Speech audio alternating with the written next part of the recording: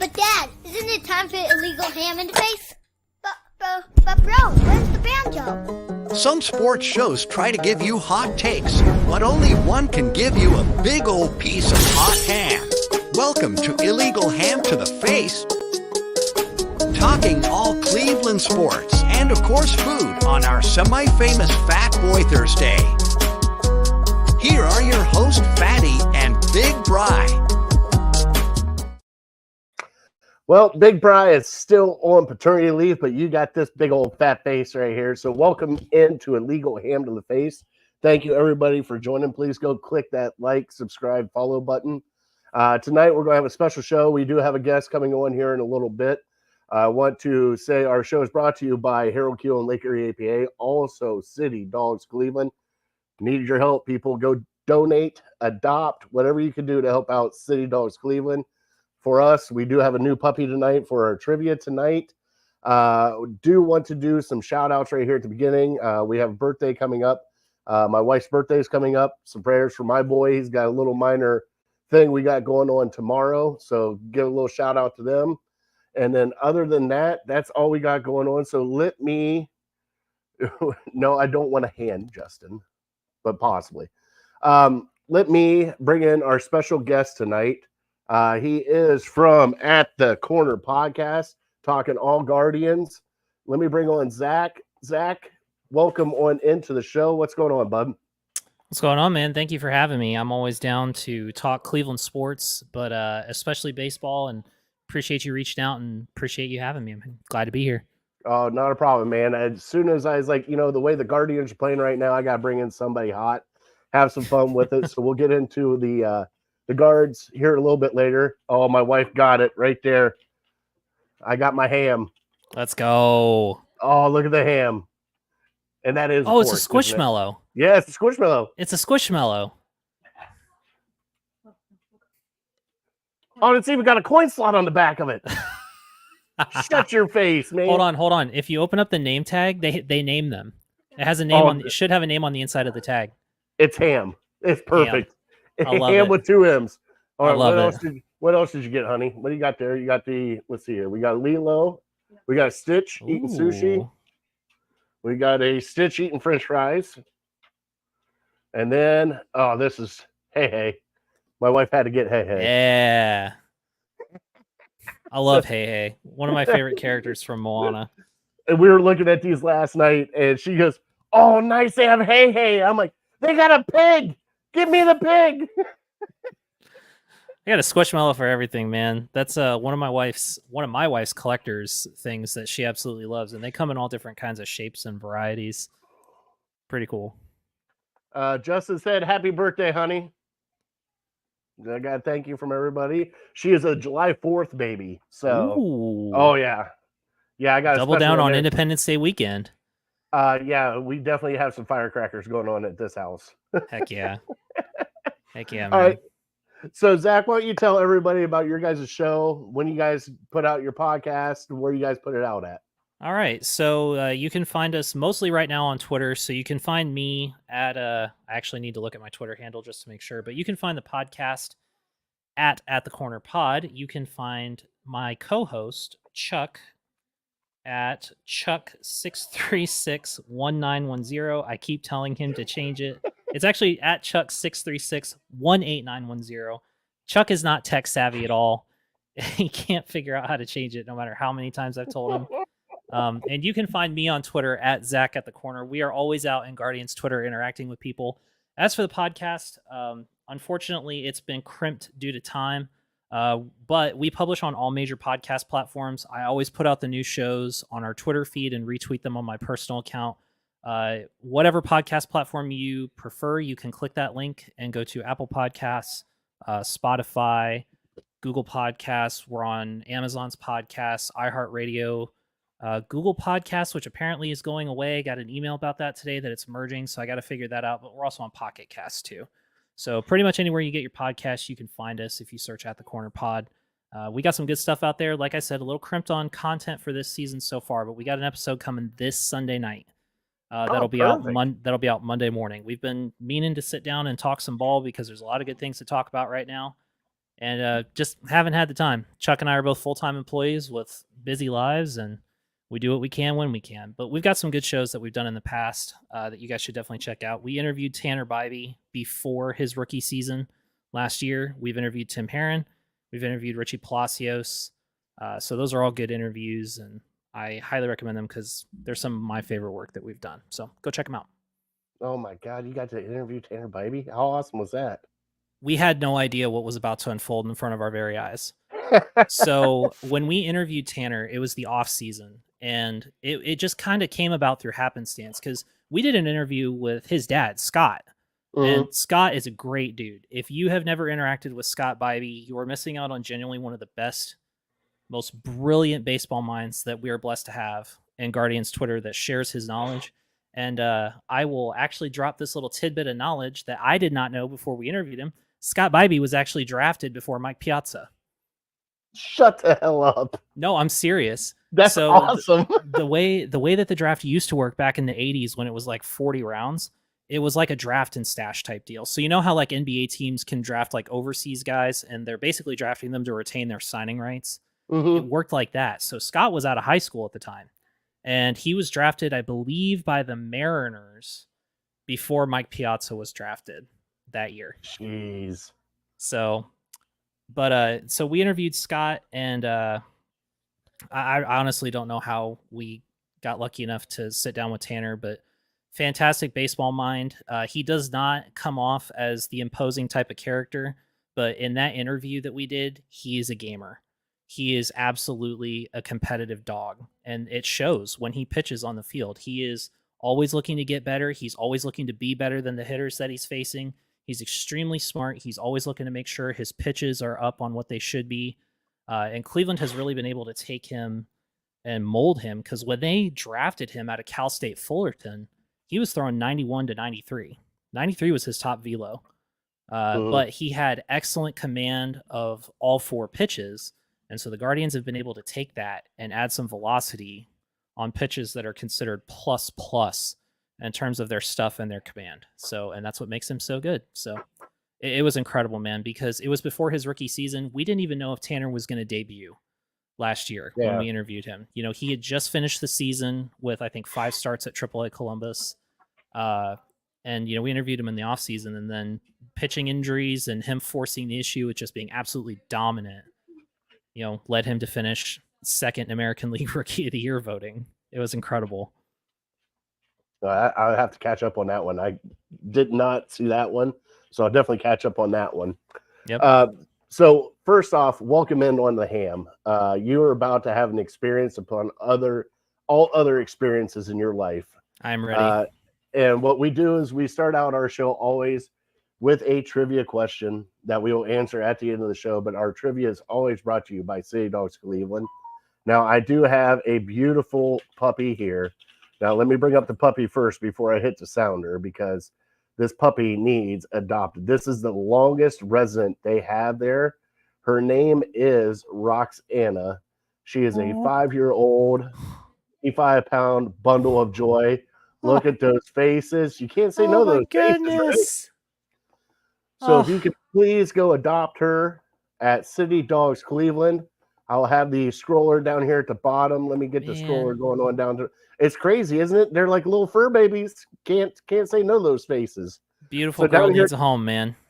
So down here at the bottom, we have the phone number, how to get a hold of them, how you can meet a city dog, and then their email address. And like we always say, if you cannot adopt, please donate, volunteer, whatever you can do to help out. They need anything and everything. They need dog walkers. They need food. They need anything and everything to help out. So please go help them out. But with that being said, Zach, it's time for you to get in the hot seat, and it's time for me to play the sounder for our trivia. Let's go. And I think that's it.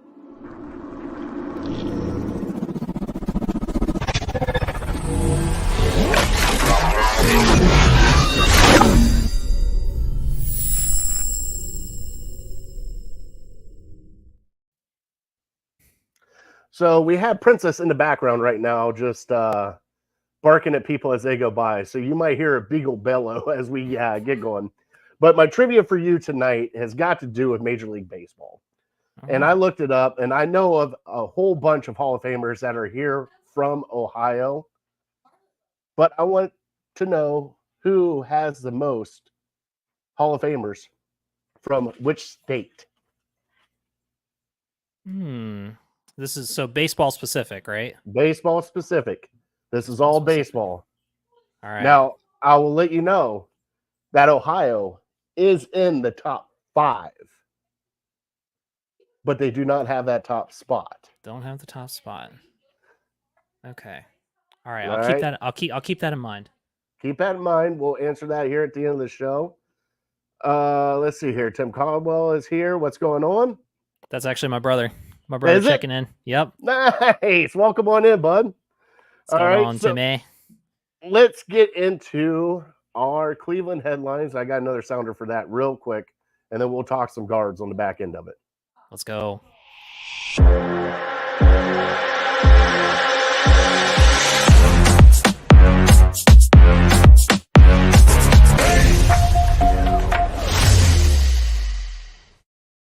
All right, so Cleveland headlines for you tonight. First off, we are going to go straight guards right out of the gate.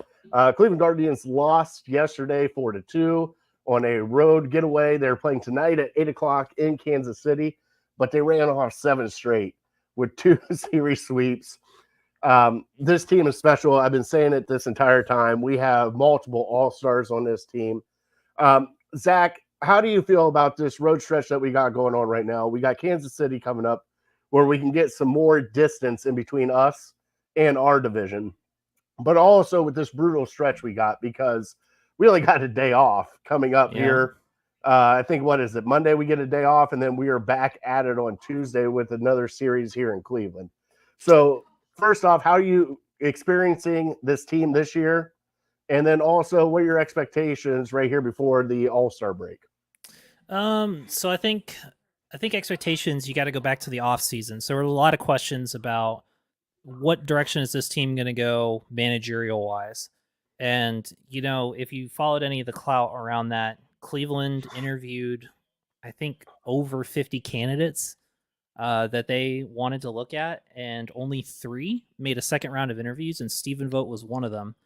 And I said in an off-season episode that we did that the key to being successful with this team was going to be, you have to hit the nail on the head as a manager. You need a guy that has been around the game a long time and can understand its nuances, can keep guys going when things get tough. But you also need that personality manager that can handle the balance between vets and prospects. Because I said the one thing you cannot afford to get wrong is screwing up your young players' development. You know, Quan, Will Brennan, Andres Jimenez, even guys like Josh Naylor, Rocchio Arias, Tyler Freeman, and now Daniel Schneemann, those guys were all still developing. Although I don't think I had Schneemann on my card for this year until roster expansion in September. You need a guy that can balance. Where did that kid come from? He has made himself into a star. The dude is a gamer. He is not a draft pick you look at and go, yeah, that guy's going to make the majors. No, typically guys that get drafted where he did are career minor leaguers. But also, like, just him playing every position, like, seriously. Yep. Every position, except for, like, what, pitcher and catcher he hasn't played yet, has he? Yep, he has not. But he's a super utility player. And, you know, he was drafted back before the draft was shortened to 20 rounds. He was drafted in the 33rd round with Jesus. the 1,003rd pick in the 2018 draft out of Brigham Young. But I mean, the dude is, if you look at the way he approaches the plate, and he's a baller. But Stephen Vogt has been the captain at the helm of this team. He is excited for his guys. He knows that team in and out. He knows where guys can play. He knows where they play well. He knows if he's in a pinch and he needs to put someone somewhere, he can. And having guys like David Fry and Daniel Schneemann on your team, you know, help you do that. You know, Fry's ability to catch it gives you so much versatility, because if you start a game with Austin Hedges and you have David Fry and left field, if you want Hedges out for a pinch hitter, but you don't want to bring Bo Naylor off the bench yet, you can slide Fry to catcher and stick someone else in the outfield. Mm-hmm. And then you can put Fry at first base when Bo comes back in late in the game if you need a pinch hitter in extra innings. He knows where this team is. He knows what they're capable of, but he enables them to believe that they can go out and they can beat anyone on any given night. The Guards have not been swept yet this season. They have lost a grand total, I think, of 5 series the entire season. And if you're a Fangraphs junkie like me, if you go look at Fangraphs, their projections still don't have Cleveland breaking 100 games, and I think that's because Fangraphs does not like their current starting pitching situation. Well, But of course. we saw it in Game 2 against the Orioles. It doesn't matter if your pitching has a bad night. This team can go drop 10 runs, Which we're not used to. And No. that's the one thing, like, for all the Tito games that we've had, we're not used to this offensive outburst that they have got. And what do you accredit that to? Just them finally letting loose and just having fun? Or is it has something to do with the way they are approaching the plate? I think it's Chris Valaika. So Chris Valaika, when they hired him before the 2022 season, his philosophy was make contact and good things will come. And we saw a bit of regression with that in 2023. We saw the league pitching adjust to that. There's now quantifiable data on pitches that Cleveland hits and pitches that they don't hit. And now what you're seeing is you're still seeing that same approach, but now he's telling them be aggressive in the count. You see your pitch, hit it. And the philosophy has been impact the ball. Impact the ball. And you're seeing that. Cleveland was almost dead last in home runs last year. They're now 9th in the league. It's crazy. You're seeing a power explosion. How many almost home runs did we watch Will Brennan almost hit last year? A lot. And now we're seeing him with the exact same swing path, shorten up a little bit and just drive that ball just that little bit further where he likes to put it over the right field fence. You know, guys like, you don't expect a lot of power out of Will Brennan, but if you can get 10 home runs out of him, yeah, absolutely. Those are 10 big game-changing moments that you wouldn't have had before. We're seeing an insane power streak from Stephen Kwan, aside from the fact that he went 0 for 4 last night, which is extremely rare. When he gets qualified for the league leaders, he's going to be second in OPS in the league. And for maybe some of you who aren't as up on baseball stats, OPS is a pretty good measure of how hard someone is hitting the ball. Aaron Judge leads the league in OPS every year because all the dudes smashes his homers. But OPS only includes extra base hits. Well, it's slugging plus on-base percentage, but slugging only includes extra base hits, doubles, triples, and home runs. So if you hit a lot of doubles and a lot of home runs, you're going to have a good slugging percentage. And Kwan has just been incredible. It's like John Schneider said when when he was asked after the Jays played Cleveland, how do you approach Kwan? And he answered, he's a pain in the ass. Which is true, because I mean, a lot of people are putting him to like Ichiro, like no matter what. And here was the one question that I started giggling about is, a person on Twitter brought it up and said, who are you pitching to with 3-2 count, 2 outs and bases loaded? And it was Stephen Kwan and then somebody else from, I think it was Luis Ariz from Padres. And I started laughing. I'm like, well, obviously you don't want to pitch to Kwan because he's going to foul you off at least 13 more times. But also, why is Jose Ramirez not in that conversation? Because you get in that situation. It seems like this year is a whole different Jose Ramirez too. Well, and the thing is, Jose didn't even look that good in the first month of the season. His out-of-zone chase rate was up near 40%, which is extremely high for his history. He was chasing a lot of breaking pitches, specifically down, curveballs down below the knees. But he has cleaned that up. His chase rate is back historically where it has been. And the more that he plays versus left-handed pitching, you're going to see that power from that right-hand side that we just saw versus the Orioles. Oh, baby. Hey, bud, you don't need to worry about that at all. Yeah. Because, dude, we have families, we have dogs, we have everything else. So she's just a little upset. It's all right. It's no worries. So, this is why our show is the way our show is, because life happens. It's no big deal. Now, how do you feel about Jose now getting to be third in the all-time home run lead for the Guardians/Indians era? He's only behind Jim Thome and I think Albert Bell, right? I believe so. Yes, he just passed Manny Ramirez for most home runs as a Cleveland player, and I think he's got a lot more potential to climb up that list even more because I don't see that 40 home run potential going away anytime soon, especially if he can continue to handle his aging. And Hosey's he works hard in the Oh, offseason. I He know he stays on does. top of his game. You know, there's nobody that's going to work harder to be the best that he can be. The dude plays with an unprecedented level of confidence that when he goes out there, he is the best player on the field and he can beat anyone. I think you could see him. You could see him. I think he might get pretty close to the all-time, if not the all-time Cleveland home runs leader, for sure. Is he starting to get to the point now where he is probably going to go down as one of the best all-time Guardians/Indians players? I think he's a top 3 Cleveland athlete of all time. I 100% agree. What he is doing here is just fantastic. I love every minute of it. Now, do you think that him and Naylor on this pace? I mean, both of them. I think Hosey now has 21 home runs, I believe, and Josh Naylor just has hit 20 the other day. So right now we have our 3 and 4 hitter both at 20 home runs. Do you think they can keep this up and get close to 40 home runs by the end of the year? I think they both can. It's just a matter of we haven't really seen a lot of Josh in the last couple of days, and we've seen a lot of roster roulette going on too. And that leads me to believe that Josh is a little banged up.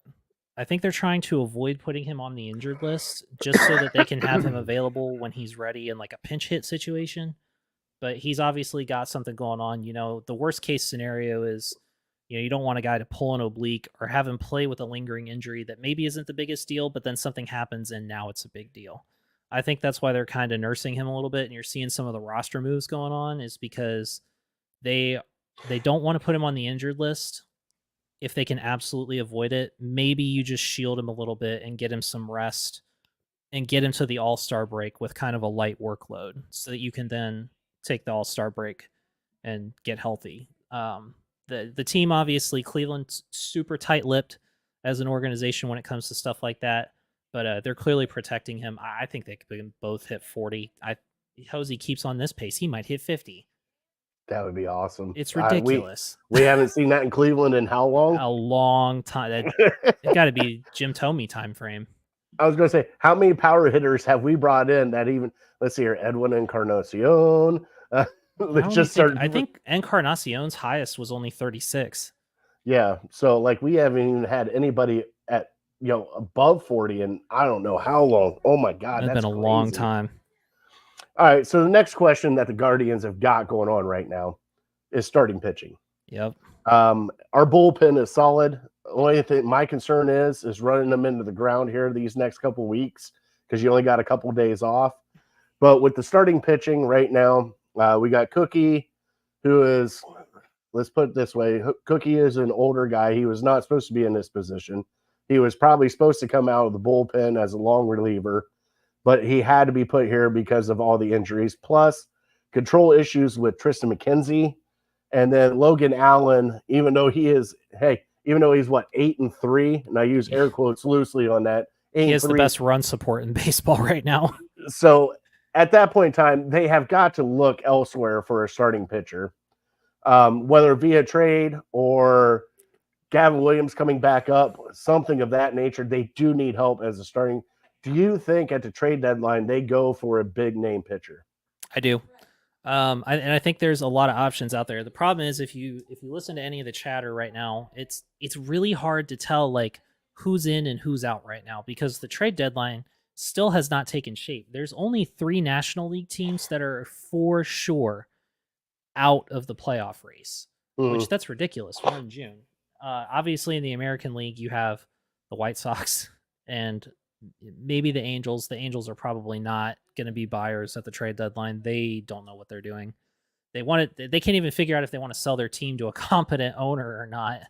And they retained their GM that let Shohei Ohtani walk away for nothing. So they have no idea what they're doing. But the trade deadline, it hasn't really taken shape yet because there's a lot of teams that are 2 bad weeks in July away from being sellers.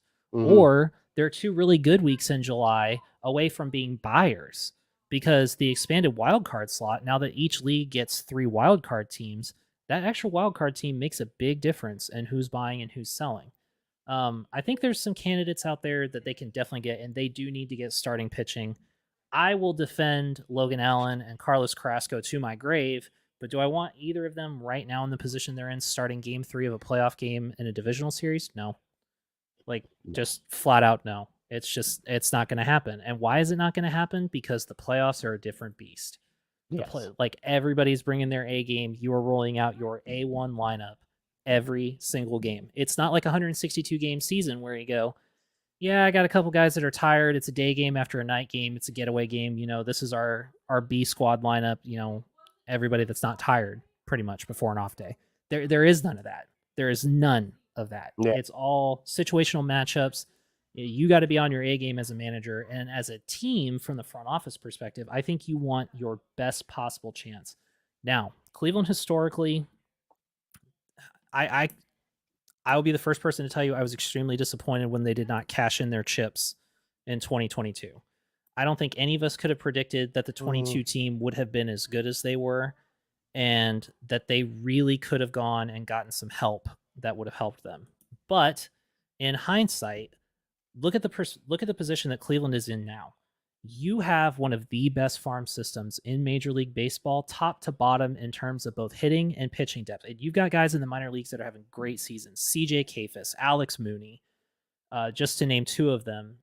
John Kenzie Noel, who just made his Major League debut yesterday and smacked a homer, having a great season at AAA. Jose Tena, Angel Martinez, Kyle Manzardo. These are all just to name a few. You have a deep farm system. Teams that sell want to make moves that are in their long-term interest. Cleveland is in a position to spend from their deep talent well and immediately refresh it with an extremely deep draft class. Owning the first overall pick has given Cleveland the largest bonus pool to spend on draft picks in organization history. And guess what? Cleveland will spend every penny of it. They'll spend every penny of it, including the 5% that the league will allow them to go over before they incur a penalty to sign their draft picks. And they typically do not miss on not signing draft picks. So you have an ability to spend from your talent well that you have drafted very carefully. And Cleveland drafts extremely well. You can go get a piece that will help you. And there are teams out there that should be selling. The Blue Jays should be selling. The Mets should be selling. A guy that I like that maybe some people aren't exactly high on, and the only reason they're not high on him is his contract is awful. Chris Bassett, if you can get the Mets to retain some money, Steve Cohen has shown that he'll retain payroll to get favorable return, as we saw the Mets unload last year when they basically had to say, yeah, this experiment failed, when they retained like 90% of Justin Verlander's salary when they traded him. Steve Cohen last year retained over $100 million in salary trade-offs for prospect pieces. So the Mets would do that. Another piece that's been talked about, Yusei Kikuchi from the Blue Jays. You could potentially go get him. But let's talk about some heavy hitters. Everybody likes the sexy big name trades. The big ones going around are Luis Robert and Garrett Crochet from the White Sox. Those two guys are going to give you 2.5 years of a right-handed outfielder with competent defense and some big boom, and a starting pitcher who can play out of the bullpen or be a number 3 starter and is elite with his fastball. The dude is rocking a fastball percentage around 80%. He throws it 80% of the time, and all batters do is swing and miss at it. They struggle to make contact because of how good it is. Would that be incredibly expensive? Probably. Am I a fan of shipping off players to the White Sox that are probably going to haunt us in 5 seasons? Also, probably not. But I don't care. I want a championship. Yeah. Like, if I'm Chris Antonetti, I need to get those pieces that are cost controllable, knowing how stingy that ownership has been in the past, and get some guys that are. Garrett Crochet is making the league minimum this year. Luis Robert is still in arbitration. I'm pretty sure. Don't quote me on that. No, I'm not. I don't quote people on this show. I'll clip it though. I'll clip the shit out of it. You got to get something. I don't think you can afford to stand pat. Okay, so Robert, he did sign a contract extension. He signed a 6-year, $50 million deal with the White Sox. So that basically voided out his arbitration. But if you were to try to pay this guy in free agency, he'd probably want $27.5 million. Oh, yeah. And the thing about Robert is he's got not 1, not 2, but 3 potential team years remaining because his contract has two team options on the backside at $20 million, which for Cleveland, I know I hate it, but they are a cost-friendly team. They operate within their market and they know what their market margin is. So they know what they can afford to spend. That to me is perfect. Like, I don't care what prospect capital you have to spend. If the White Sox told me that the starting point of the Luis Robert trade was Chase DeLauder, I'm putting him on the table. Because guess what? You can afford to then go draft another outfielder. I don't know if you guys have noticed or not, but college baseball is cranking out some hitters. Yeah, I've noticed serious hitters. And that's what I wanted to ask you. They do have the first overall pick. It's They coming do. up here in what, a few weeks? Should be the All-Star weekend. Should be Sunday night. Sunday night. Who do you think they're going to get at that first pick? I think it's Travis Bazzana. It's not close.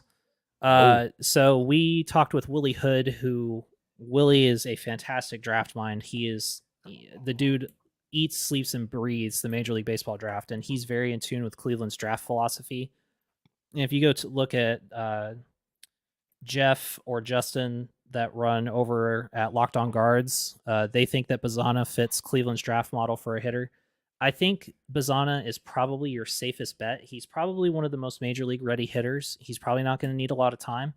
He's got a good contact profile. He's got a good power profile, and he can help you almost immediately. Also, he could potentially fix your shortstop problem within a year if you move Andres Jimenez back to shortstop, if you're not willing to wait for Arias or Rocchio, or you in turn deal Arias and or Rocchio as part of a trade deal. So I think Bazzana is the most complete hitter. I watched a good bit of Charlie Condon, Travis Bazzana, Jack Caglione, Braden Montgomery, JJ Weatherholt, Chase Burns. I watched a good bit of all of them, and I think Cleveland is going to be comfortable enough in the pitching that they have with what they can get at the deadline that they'll take a college bat, and it'll be Travis Bazzana for sure. Bazzana doesn't really profile defensively anywhere else other than second base. They may try to teach him some corner outfield just to give him some versatility, but I think that's your pick. I will be surprised if they take anyone else other than Bazzana. If they take anyone else other than Bazzana, it's because they're planning to push what we call pushing money down the draft board. So you can probably sign Weatherholt under the slot value, and you can push the rest of that money down the draft to sign guys. That might tell you where they're sitting at in terms of how aggressive they'll be at the deadline. Just depends. There's a ton of good talent to pick from, though. I really don't think there's a wrong choice at number one. The question is, do you believe you can develop their tools into major league assets? All right. So along with having the first overall pick, the Guardians are flirting with a 100-game win season. They are. And now I need to ask you, do you think it is possible for them to keep this pace up and actually do it? Because for the longest time, we've had Tito. We didn't start our pace until like late July, August, and then pretty much all of August into September is when we started our push. Now it's a different story with this team because we started our push right at the beginning, and now we're just maintaining and cruising, and nobody's touching us. Do you think they can actually reach 100 wins this year? I do. So we're 78 games into the season, and if Cleveland goes at worst 500 for the rest of the season, which would be 41 wins and 42 losses, you're sitting at a 93-win season. If this team goes out and gets the reinforcements that it needs, I think you can seriously, you could have the division put, and this may be wishful thinking, I don't want to put the cart before the horse, provided that all the cylinders click at the right timing, you could have the division put away by August. Now, that would be nice. And what everybody doesn't know is we are a week up on the division right now. We are. Actually, we're 7.5, and Kansas City has been floundering over their last 20-ish or so games. So we're 7 up on Minnesota, and we're 8 up on Kansas City, and we play Kansas 9 City up on Kansas City. 9 now? Yep, and Detroit looks like they're getting ready to be out of it. They're 37 and 43. They're 15 games back. They'll probably be sellers at the deadline too. There's one name that I read that might come to Cleveland, and it is picture Jack Flaherty. Okay, I can see that. Yep, Jack Flaherty, former St. Louis Cardinal. Yes, would that be a good fit here in Cleveland? I think so. Absolutely. Flaherty's showing that he's healthy and he has been legit. I think that's Cleveland could probably make him even better because Carl Willis, the legend himself, is an absolute. He is the pitcher whisperer. I don't care what anybody says. That dude can coax out whatever life a pitcher has left, and we're seeing that with the guy who's pitching tonight for the Guards, Ben Lively. Mhm. I think he'd be really good. He is on a 1-year deal. I'm pretty sure. I'm pretty sure Detroit signed him to a prove it deal. Mhm. Yeah, he's on a 1-year, $14 million deal. If I'm Cleveland, I will pay half a year's salary for what he'll give me. Could I give the ball to him in a game 3 of a playoff series? Absolutely. Um, they may also Detroit may come out and say, "Hey, we need to completely retool our farm system." Tarek Skubal's on the board, and they've shown a willingness to trade him before. The Dodgers tried to acquire him last year at the trade deadline, and he was not willing to waive his no trade contract because of some semantics pieces, basically some creature comfort stuff. I don't know. Players they want what they want. But if Oh I'm yeah. Chris Antonetti, I don't care who you go get. Go get Kikuchi, go get Chris Bassett, go get Jack Flaherty. Yeah, go get Jack Flaherty and maybe sign him to a team favorable deal in the offseason. Or go get Tarek Skubal. Just do something. Don't stand pat. And because I don't think you can afford to. I think you need to capitalize on this team's success. You need to show this team that you believe in them and their ability to make a deep playoff run. And you need to get it done. But if Jack Flaherty got traded to Cleveland, I'd be all for it. Again, not keen on trading prospects in division. That's why you don't see a lot of interdivision trades.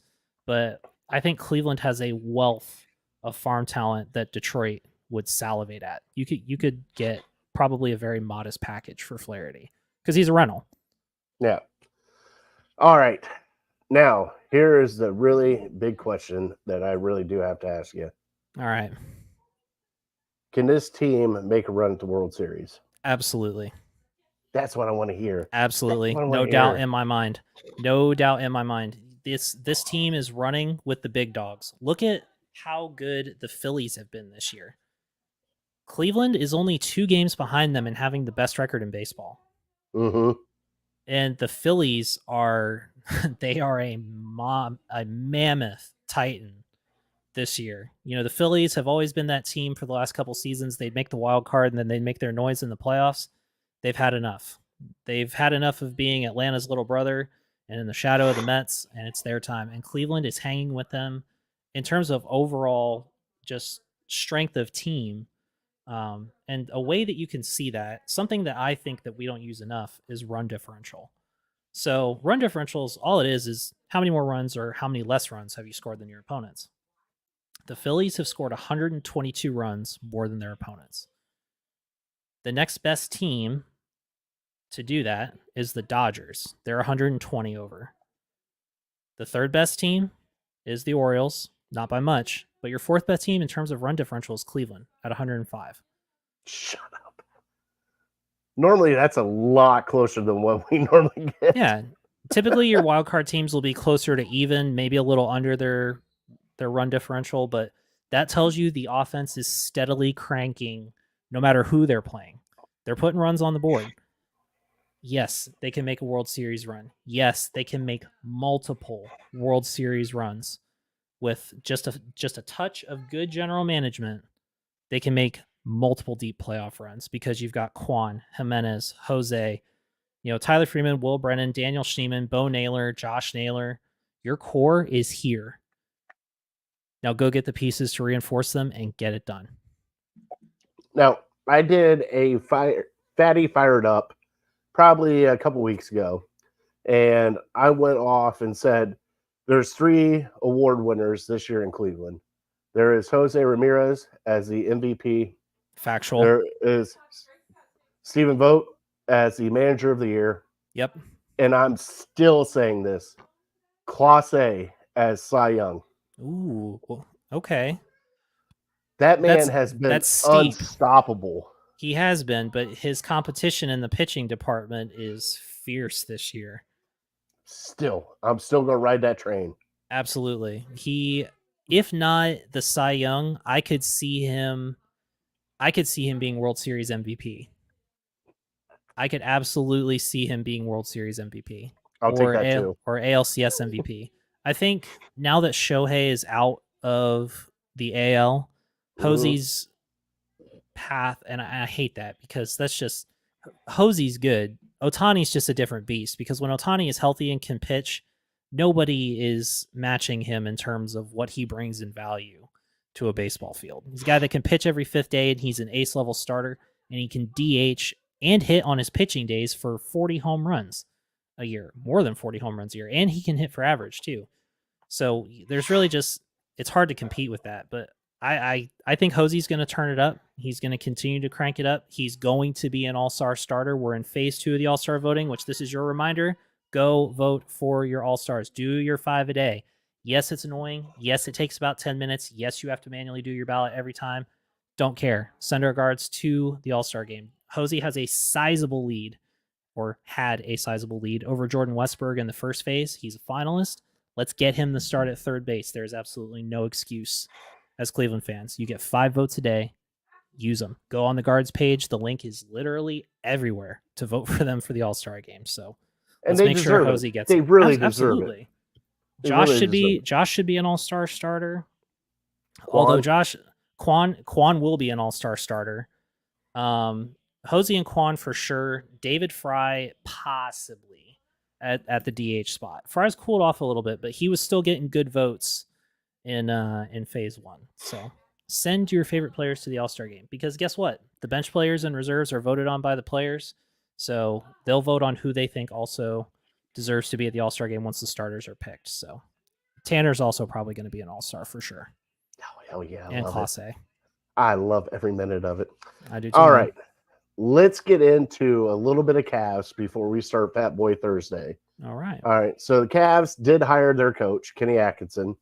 They also had their first round pick, which is Jalen Tyson at 20, is a 6'6", they say 6'6", 6'7" wing that we need. I expect him to be a little bit more ready than Amani Bates, but I think it's a good pick for Cleveland because they do need some wing players. Whether it be a starter or depth, they need somebody there. And, you're not expecting much from the 20th pick, so let's see how this guy turns out. But especially not in a draft class that was already not very deep to begin with. No. And then you have the hiring of Kenny Atkinson. Honestly, I think it's a good hire. I thought we were going to get Barrega. But with this hire, it has come out saying that this is kind of what Mitchell wanted as a coach. And this is all kind of side. Also, we have got reports now that Mitchell is going to sign his extension. Yeah, now he's going to probably sign 4 years, 205.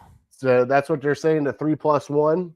So at that point in time, this is all on Mitchell and all on the coach now, because now you got Mitchell re-signing with the coach that he wanted. Now this coach is awesome though, because he did work with Jared Allen and LeVert at Brooklyn Nets. Prior associate of Steve Kerr, if my memory serves me correctly as well. Prior assistant coach under Steve Kerr. And also, he wants to get his hands on Evan Mobley and unlock that little Rubik's Cube that we have and turn this into, and that's probably my biggest thing is yes, it's nice that Mitchell and Allen and LeVert all want this guy, but what this guy needs to do with Evan Mobley is key for this franchise and this team for next year to make a playoff run. What do you think about the pick and coaching hire?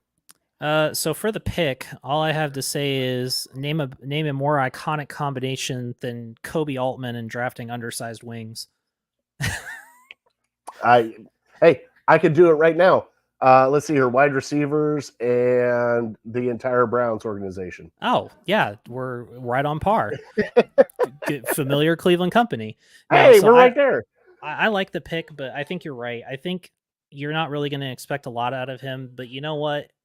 Punch a lottery ticket. If he ends up giving you productive minutes on the court, so be it. We don't know what Kenny Atkinson's going to bring to this team on the court. I think the biggest thing you need to figure out is you need to figure out how to get Darius Garland back to playing his game. We saw Garland get sick and get hurt last season. I don't know if a lot of y'all know this. He lost some weight as a result of being hurt.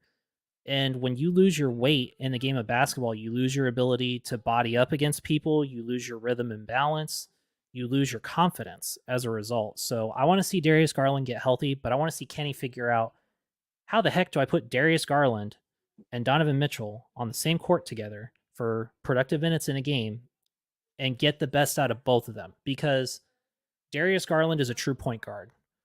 Donovan Mitchell is a hybrid 1 and 2. He can run the point and he can shoot like a 2, but he can also drive the basket and finish. He can hit free throws, he can hit threes, and he can pass. So how do you use both of them? Because they're great pieces. And I think Cleveland is content to keeping Garland. I know there had been some trade rumors about him potentially not wanting to be in Cleveland, but at least for now, it looks like we'll have both of them. Yeah. Figure out how to use both of them in your scheme. Most teams would salivate to have one competent passing and shooting mind on their team on the floor at the same time, let alone two. Figure it out. Definitely true. This team has the potential. I think they need to get one more piece for me. I think they need to get that lockdown defender off the bench. I think we've seen too many times over the last 2 years the Cavs will have an offensive explosion, and then in the third quarter, when your starters are taking their rest minutes, there's not really a lot of defensive depth. And it makes for a lot of really close games and a lot of overtime games and also losses. I think if you can get another lockdown defender off the bench, and if Kenny Atkinson can figure out Evan Mobley and how to make Darius Garland and Donovan Mitchell coexist on the same team at the same time and get the best out of them, I don't want to say the Cavs are going to win the East, man, because the Knicks just made a monster trade for McCall Bridges. Yes, they did. And Boston is still Boston. But you will be giving the Knicks and the Celtics a run for their money. I completely agree with that. We'll see what happens here in the next Cavs season. There will be more news to break as this all goes. We still got a really long off season to go for the NBA. We got a long off season of a lot of things. Like right now, I don't even have Browns on the list right now to talk about today, which is crazy for us being a Cleveland show. There's really no Browns news coming out. We're getting closer to camp. Closer. But now we're getting ready to dive into one of the favorite things we love to do, and it's talk food and Fat Boy Thursday. So let me play our wonderful sounder for Fat Boy Thursday, and we will dive into some steak on the other side. And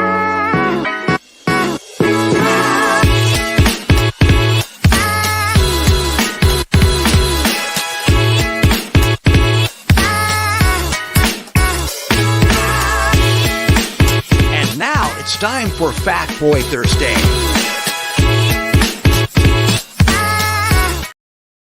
All right, so Fat Boy Thursday, what are you chugging out? Is it just water? Just water. I'm a responsible, healthy adult. I try to drink a gallon of water a day. You do what you have to do. I am also drinking water also. All right. So for Fat Boy Thursday this week, I dove into steak. What is the best steak? What's the best way to cook it? So, Zach, I got to ask you. Now, for me personally, it is a ribeye. But I put a poll out of ribeye, strip, filet, or other. And we had over 100 votes on it. And I will tell you on the other side, but what's your favorite kind of steak? So if I'm cooking it myself, it is a ribeye, about an inch in thickness. I'm pretty picky on my marbling. Okay. When it comes to my ribeye, I like a nice, even marble across the board. And salt and pepper on each side, 4 minutes aside.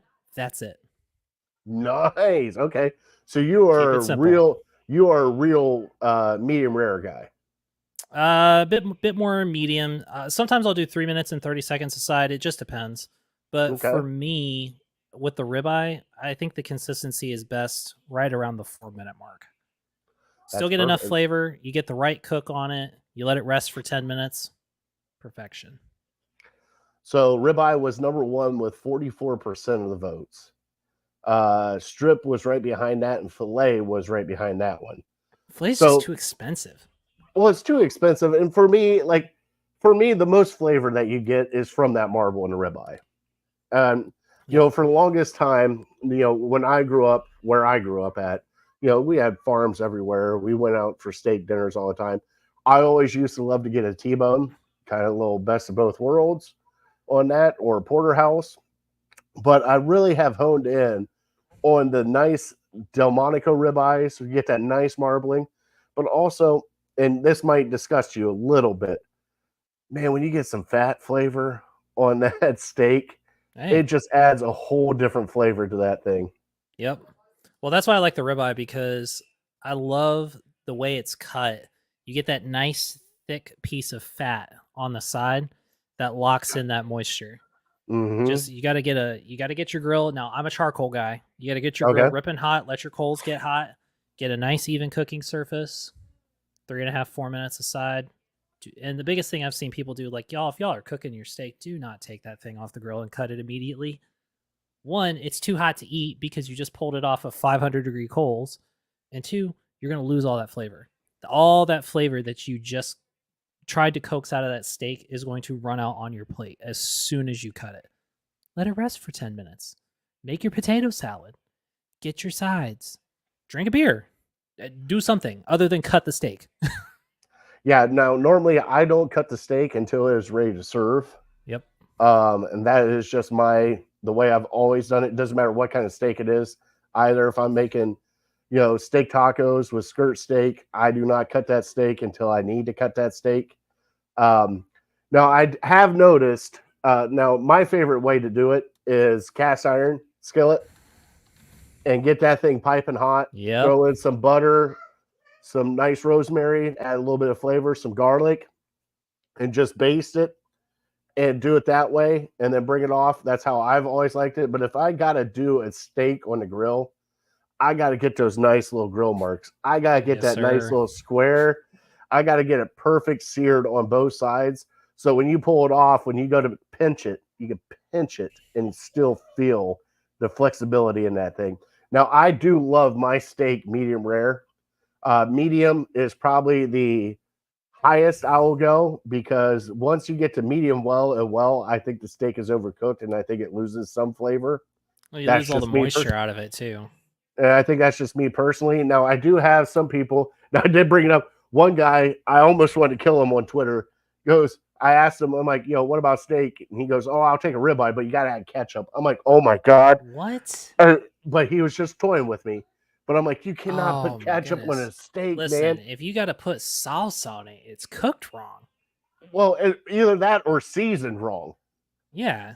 Now, I don't mind if somebody wants to put a little dabble of A1 on the side and like a little dip. That's fine. It's to each their own. If you want to dip your steak in. But the first thing I will do when I'm at a steakhouse is I cut it and I try it through to see if it is seasoned and flavored right for my palate. Yep. And if not, then I will ask for the steak sauce.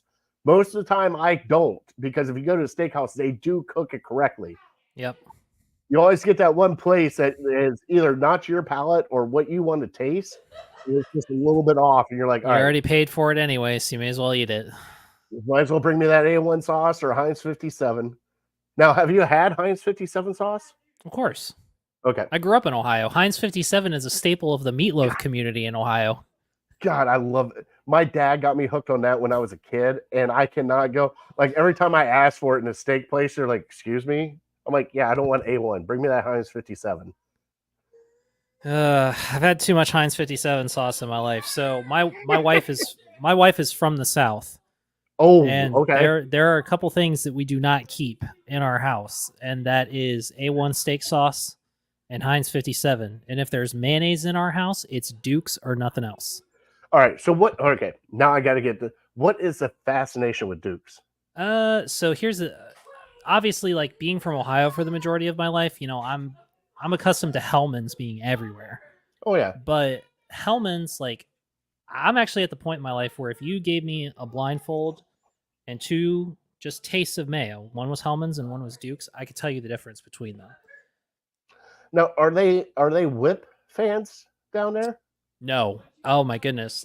Miracle Whip is a crime against humanity in the South. Shut we, up, we don't really? we don't even talk. And I don't like Miracle Whip. Now, being from Ohio, I don't like Miracle Whip. How I'm a that? mayo Okay. guy. But when it comes to it, I do like Duke's for mayo. It's a little bit sweeter. And Duke's is what we call a heavy duty mayo. So a lot of delis around here that make a house ranch for like their sandwiches and salads Mhm. use Duke's as a base. Shut up. It's thicker. It's got more constitution to it. It holds up better in like combination sauces, and it is superior. It is superior. All right, I'm going to have to. Something here coming up. I'm going to have a short of me just trying Duke's mayo for the first time and seeing if I like it or not. Because, dude, where I grew up at, it was you either had Hellman's or most of like my whole life it was Miracle Whip.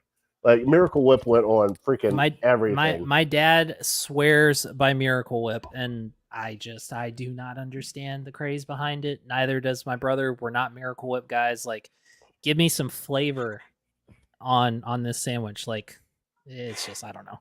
Kraft has created a devil, and they know it. All right, so here is another fun thing that we like to do. All right, now Justin, I might be sleeping right now. We'll see if he pops up here in the comments. But every guest that we've had on, running debate that we have had on our show is a hot dog a taco? Not what I was expecting, because typically you get is the hot dog a sandwich?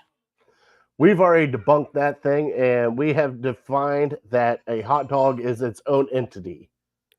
It exists on a plane by itself. It's just on a plane by itself. So it's like you have your normal sandwiches, you have your burger, and then you have hot dogs. Like there's different categories. And I think that's fair because like the hot dog is a popular medium. Like you can tell what part of the country someone is from based on what they put on their hot dog. Thank you. Okay, obviously you are a what, Burtman's or Originals? So I'm an Originals guy. Okay.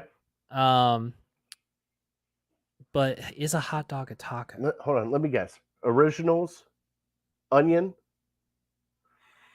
relish? Not a relish guy. Okay. All right, well, damn. So I'm a little weird. So something that I'm a big sauerkraut guy. So I actually like kraut and spicy brown mustard. But if I'm at the golden spicy brown mustard, yes, sir. That a boy. So, but if I'm at a ball game, give me at Cleveland, Sugardale's their hot dog partner. So give me a Sugardale dog with mustard and onions. Keep it simple. Yeah, I had people floored. They're like, you don't put ketchup on them? I'm like, no. Like I mean, you can. Like, ketchup is not a crime on a hot dog by any means. Yeah. I think it's a little too sweet for my taste, but I understand the love for it. Do you want me to throw the ball? I'll throw the ball. Here we go. God, I love the little laughs. Oh my God, that's awesome. My wife took her to Target the other day, and I'm like, she needs some new toys because she's growing, so she's outgrown some of the stuff we've had. And I was like, see if you can get her some like constructive wooden toys or stuff that she can like churns her brain, like stuff she can figure out how to put together. They came back with this giant ass ball. Well, that happens. I mean, you always have to. You have to, and it's pink, of course. Of course. You have to have the ball though. Like, hey, bud, I got two boys. Every time we go to the store, I'm either walking out of there with a pop, jerky, or a ball. Go get it. Go get it. All right, well, let's close out Fat Boy Tuesday. We'll go into our top three, do the trivia, and we'll end the show, all right? Right on. All right, so let's do our top three tonight, which is our favorite MLB pitchers. Let me hit the sounder. Right.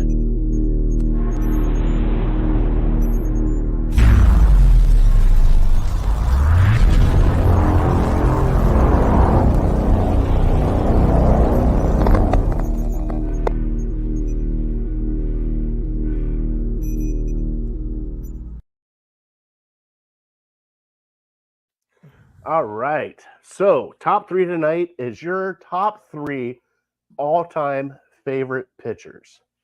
So, I'll let you have the floor because you are guest. All right. Give me your top three. So, preface this with the fact that I'm only 32. So, some pitchers that are going to be excluded from this list are just pitchers that I did not get to witness in their prime because I wasn't old enough to appreciate it. So, some honorable mentions right off the bat: Greg Maddux and Tom Glavine. Mm-hmm. No disrespect to them by making this list. But when those guys were wheeling and dealing in their prime, especially in 95 when they played the Indians in the World Series, I was only 3 years old. So I'm only 32. So God, I feel old now. Jesus. So top pitchers of my lifetime. Let's go.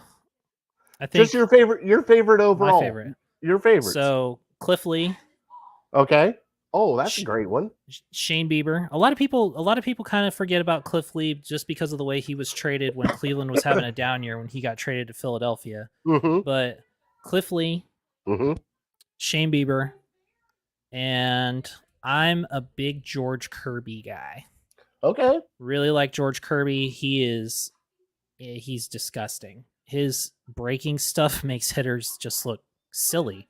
His highlight reel of his breaking pitches is all batters getting crossed up in the box, falling over themselves, and you don't see a lot of guys that have that consistently. You know, you may get a guy that gets one or two every now and then where he makes a hitter look silly. George Kirby, he makes hitters look silly for breakfast. So those are my three. So honorable mention for me, Corey Kluber, hands down. Of course. He just Klubot that. Hey, no emotion whatsoever, but you know he was going to get 10 strikeouts in the game. Dude was a killer. All right. So number 3 for me, and you're going to love this one. And the only reason why I like him so much is just how he acted. John Rocker. I love John Rocker coming out of the bullpen, just full sprint all the way into the mound. John Rocker is number 3 for me. Number 2 for me, and this might throw everybody for a loop, and the only reason why I'm a fan of him is just the way he carried himself. Pedro Martinez was That's a good one. An elite of elite. Just what he did, and then finally my top one, and I will say it till the day I die, big unit, Randy Johnson. Randy, baby. Left-handed fastball slider combo was just unhittable. And it was unhittable for how many years? Probably 15 years it was unhittable. Dude pitched into his 40s and was still throwing gas. It just unreal. And being that tall, I'll tell you, my first ever game at Jacobs Field, we were playing the Mariners. I was sitting out right field, and that was when the old bullpen was right out there in right before field. The renovations. And I'm sitting there with my stepdad, and I'm like, am I going to see him today? He goes, I don't know. Sure as shit, I watched him walk out. His head was over the wall. And I'm like, holy cow, look how tall that man is. So Randy Johnson's my number 1. Dude was an imposing force for a very, very long time. And if I feel like him and Andrew Miller were kind of like the same. They were both that tall, lanky, but could just launch a ball. They could also paint it with precision too. True. And Randy Johnson, he was that dude because when the Mariners in the 90s were making their playoff runs, Randy would go out and throw 100+ pitches in a start and then be available out of the bullpen 2 days later. Exactly. It's like, unreal. When the Mariners finally slayed the dragon of the Yankees in 95, Randy Johnson threw 3 innings in relief. It was, I think, of Game 6. He had started Game 5. Well, just think of his time at Arizona. Yeah. Think of his time at Arizona. He had, oh, good God, what's his name? Kurt Schilling. Yep. They're at Arizona going off first, and then he would come in relief. He would come in relief in the World Series. I'm like, what? This is why pitching is important, folks, because when the chips are on the table, there is the off season is days away. Like, you can sleep in the off season. And that's why pitching that's a perfect segue. That is why pitching in the playoffs is critical. Yes, it is. All right, so we will end our show with our trivia answer, which is brought to you by City Dogs Cleveland. Let me bring up our beautiful girl again, Roxana. longest resident there. She is 5 years old. Oh. Let's look at those smiles. How do you say no to that face? It's so hard. My dog here, Princess, she's a rescue. She is a Beagle Basset mix. And when we got her, she was 3. She is now, I think, 9. But look at that face. How can you say no to that face, right? Yep, she's clearly a people person. All right. So please go adopt her. And if you cannot adopt, please donate, volunteer, whatever you can do to help out. Now, Zach, baseball trivia. What state has the most Hall of Famers in the MLB? So I've been thinking about this through. So I've got it down to 2. I just can't. I'm pretty sure it's between California and New York, and I can't quite put my finger on it, but I'm going to say it's probably California. Ooh, you went wrong on that one. Oh, man. New York is number 1 with 34 Hall of Famers. Ooh. California, right behind it, 26. Pennsylvania, 25 Hall of Famers. What can I say, man? The Quakers love their baseball. All right. Illinois, 23. Ohio, 19 Hall of Famers. And then Texas rounds it out at 17. So there's your top 6. So that's a pretty dang good list, honestly. New York has got the most Hall of Fame baseball players at 34. I thought Florida, now the one that shocks me is Florida is here with 10. I figured Florida would be a lot higher. Well, especially for like a place that has been an epicenter of baseball for like the last 30 years for most East Coast teams spring training. And the Carolinas, too. I don't even think the Carolinas. North Carolina has 7. That's the only Carolina that's in here. They play baseball in South Carolina, but South Carolina, in the South, man, football's a different beast. Yeah, like that is true. I'm born and raised an Ohio State fan. But I did not know, like, don't get me wrong, we do it right as Buckeye fans, but these folks down here in SEC country, they do it better. All right, Zach, let everybody know where you're from. Shout out again. All right, well, my name is Zach. I host a show named At the Corner. I am born and raised in Ohio.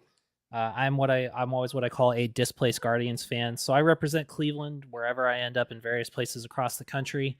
I was on a work trip up to Alaska last week, and if you were in Anchorage, you probably saw me wearing my Guardians jersey when Tanner started, because this is a Tanner Bybee jersey. Currently living in Florida. You can find all of my and my co-host work on our podcast. You can go to our Twitter page, which is at the corner pod. I will make sure that the pinned tweet contains a link to where you can find our episode repertoire. And there are links in there to take you to whatever podcast service you prefer, because it's hosted through Spotify for podcasters. You can find my co-host. You can find Chuck at... Let me make sure I say this because poor Chuck doesn't know. 6777432. So you can go find Chuck at Chuck636-18910. Go give him a follow. He is one of the most passionate people I've ever met. And actually, I have never met him in real life. He is my podcast co-host, and I met him on Twitter. He's a fantastic dude. He's a great baseball mind. He is passionate to his core. He will tell you how he feels, and he will not care about it. He will tell it to you straight. He is 1 in a million, and I am blessed to have him running this crazy circus of a show with me. And you can find me at Zach at the Corner on Twitter /X/ whatever it is now. But please come interact with us on Guardians Twitter. I will be posting some stuff throughout the game tonight about my thoughts on stuff, and always down to talk baseball and create an inclusive community to foster good discussion about this team that we love, and we have lots of reason to love them. Perfect. Now, Zach, you do have to change your Twitter handle on At the Corner Pod. Why don't you look? No, because it's not what you're saying it is. It's if you go to, I know, but if you go at the corner, if you go to your home page, At the Corner Podcast, it is Zach Knows Ball 216. Oh yeah. Oh shoot, I do need to change that. You need to update that. Thank you, sir. Not a problem. All right. So that's not helping anybody find me. That's for sure. So we're here at the end of our show. We want to thank everybody for joining in. Please go click the like, subscribe, follow, retweet.